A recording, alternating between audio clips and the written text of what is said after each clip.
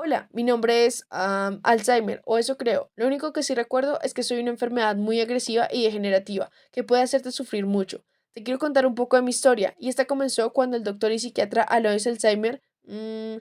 por eso mi nombre, qué sujeto con tan poca imaginación. En fin, un psiquiatra alemán que me encontró por primera vez en una de sus pacientes en 1901 y describió cómo nos divertíamos juntas.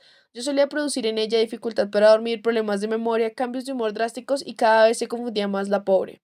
Cuando ella murió, la necropsia reveló que ella era mi dulce hogar. Ay, cómo te extraño, August Dieter. En su tejido cerebral se dieron cuenta de mi presencia. Había problemas con algunas moléculas que normalmente la gente no tiene, a no ser que tengan la dicha de vivir conmigo, claro. Aunque esto no ha sido comprobado al 100%, para mí solo se pueden tener hipótesis.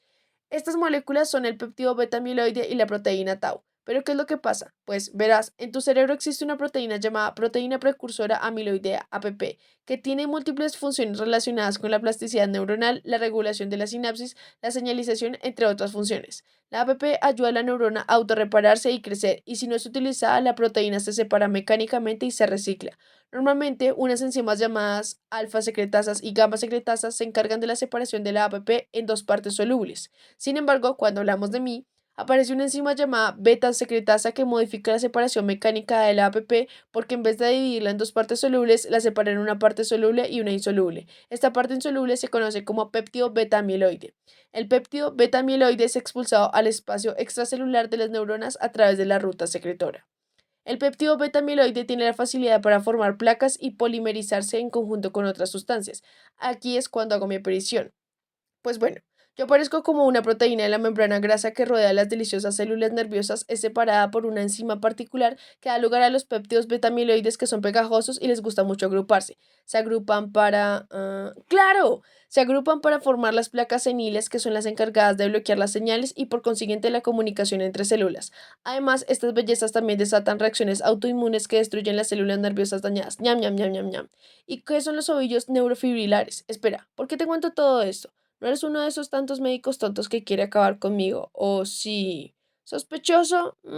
Pero prosigo. Los ovillos neurofibrilares se forman a partir de la proteína llamada tau. ¿Por qué es importante? Pues bueno, te explico. Las neuronas del cerebro están formadas por una red de ramificaciones que actúan como autopista para las moléculas de los alimentos, entre otras cosas. Normalmente la proteína tau se encarga de que las ramificaciones se mantengan rectas y así las moléculas puedan circular con normalidad.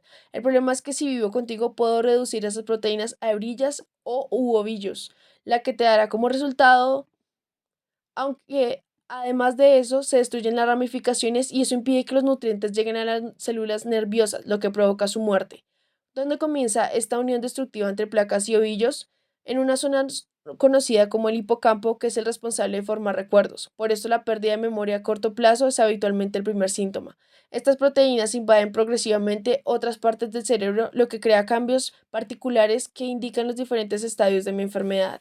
En la parte delantera del cerebro, mis proteínas destruyen la habilidad de procesar pensamientos lógicos, luego se mueven a la zona que controla las emociones, lo que provoca cambios de humor erráticos. En la parte superior del cerebro causan paranoia y alucinaciones. Y cuando llegan a la parte trasera del cerebro, las placas y ovillos proceden juntos para borrar los recuerdos más profundos de tu mente. Finalmente, colonizamos el centro de control que dirige el ritmo cardíaco y la respiración, es decir, causar la muerte. Pero debes estar pensando que yo no soy capaz de recordar todo esto. Al fin y al cabo, soy el Alzheimer, así que te explicaré paso a paso lo que te acabo de contar, empezando por el nombre de este proceso, la cascada amiloide. Exceso de producción del péptido beta-amiloide. El Alzheimer empieza en este paso. Una vez se activa la enzima beta secretasa, las neuronas comienzan a producir péptido beta-amiloide en cadena. Acumulación y oligomerización de péptido beta-amiloide en el sistema límbico y la corteza asociativa.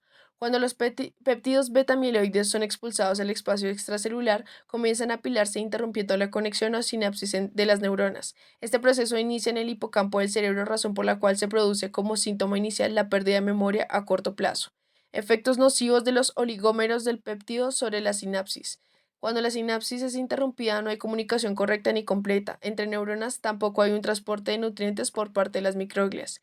Depósito de los oligómeros en placas seniles. Los oligómeros, entendidos como moléculas formadas por varias unidades de estructurales similares, péptido beta-amiloide, empiezan a condensarse para formar una unidad de mayor tamaño denominada placa senil, que interrumpirá por completo la comunicación entre las neuronas.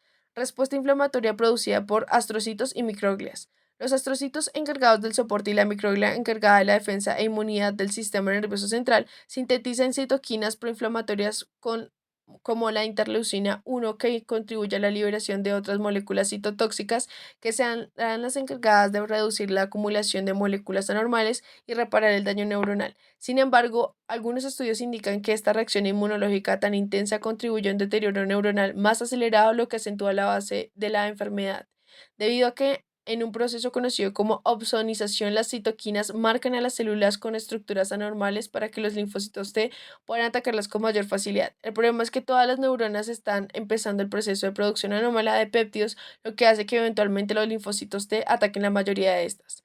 Alteración de la homeostasis del calcio neuronal. El calcio neuronal es un biometal que junto con otros como el hierro, zinc, cobre y manganeso se depositan en el tejido neuronal como resultado de la acumulación de la proteína beta amiloide y la hiperfosforilación de la proteína tau.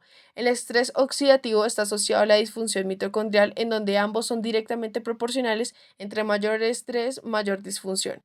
Esto hace referencia al exceso de radicales libres, que son moléculas inestables producidas durante el metabolismo normal de la célula, que en ocasiones se acumulan y dañan a otras moléculas como membranas, proteínas e inclusive el ADN, conectado también con la falta de moléculas antioxidantes que se encargan de neutralizar los radicales libres. Desequilibrio en la actividad sinasa fosfatasa. El desequilibrio en la actividad sinasa fosfatasa produce un desnivel del fósforo dentro de las neuronas, y esto se debe a que existe una mayor acción de sinasa que fosfatasa, teniendo en cuenta que la sinasa es una enzima fosfotransferasa, comienza a fosforilar a las proteínas tau. Hiperfosforilación de las proteínas tau. En el citoplasma de las neuronas, los microtúbulos que permiten la conexión y el transporte de los nutrientes se encuentran sostenidos por las proteínas tau. Sin embargo, las sinasas comienzan a saturarse de fósforo, lo que las debilita con el paso del tiempo. La sinasa, al dotar de un exceso de fósforo a las proteínas tau, genera que los microtúbulos que estaban siendo sostenidos por esta proteína se destabilicen hasta romperse. Formación de ovillos neurofibrilares. Cuando las proteínas tau de los microtúbulos están completamente fosforiladas, comienzan a adherirse unas a otras formando un oligómero llamado ovillo neurofibrilar. Disfunción sináptica y neuronal, pérdida neuronal selectiva y déficit de neurotransmisores. El problema es que cuando los microtúbulos se fragmentan, se interrumpe el paso de nutrientes y otras sustancias dentro de la neurona, lo que ralentiza sus procesos y finalmente las hace sufrir apoptosis. Alzheimer en etapa severa. Los ovillos neurofibrilares y las placas seniles comienzan a acumularse en el hipocampo. Con el paso del tiempo, la enfermedad avanza por todo el cerebro hasta llegar al lóbulo occipital y sus alrededores, destruyendo los recuerdos más profundos de la mente. Finalmente, el desequilibrio químico del cerebro ocasiona una falla de los controles intrínsecos de los demás sistemas del cuerpo. La ventilación y el ciclo cardíaco fallan y el paciente fallece. Ya que no hay una cura, los tratamientos pretenden controlar mi avance. Existe un tratamiento temporal que ayuda a reducir la destrucción de la acetilcolina, que es un importante neurotransmisor del cerebro que disminuye en personas que conviven conmigo debido a la muerte de las células nerviosas que lo producen. También se está creando una vacuna que enseña al sistema inmunológico a atacar a los péptidos beta amiloides antes de que se agrupen. Me conocen hace más de un siglo y aún no me comprenden del todo. Y si aún no me crees, te doy otra razón. Aún no conocen el por qué se activa la enzima beta secretasa. Según los últimos estudios, en la mayoría de personas con Alzheimer existe una susceptibilidad en los portadores del gen APOE4 del cromosoma 19, el cual es posiblemente el responsable de la secreción de esta enzima, que modifica el ciclo de vida de la proteína precursora amiloidea. Pero ellos aún no saben la verdad, porque la verdad es...